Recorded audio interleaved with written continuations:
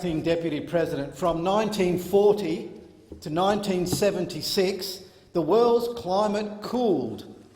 Numerous books were written at that time, including Lowell Ponte's 1975 book warning, and I quote, "Global cooling presents humankind with the most important social, political and adaptive challenge we have had to deal with for 100,000 years. Your stake in the decisions we make concerning it is of ultimate importance, the survival of ourselves, our children and our species." Sound familiar?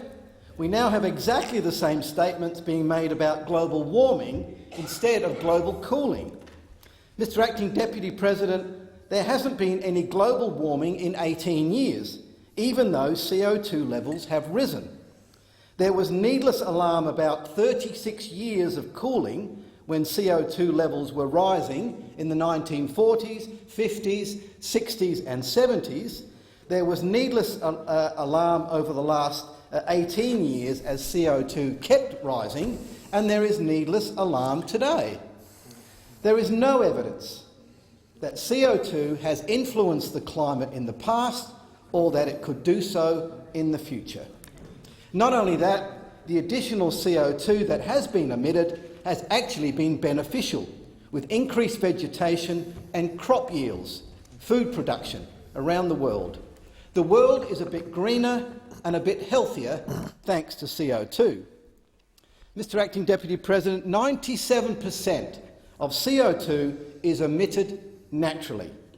Only 3% is man-made, so it is ridiculous to suggest that it is the 3% that is causing global warming, not the other 97%.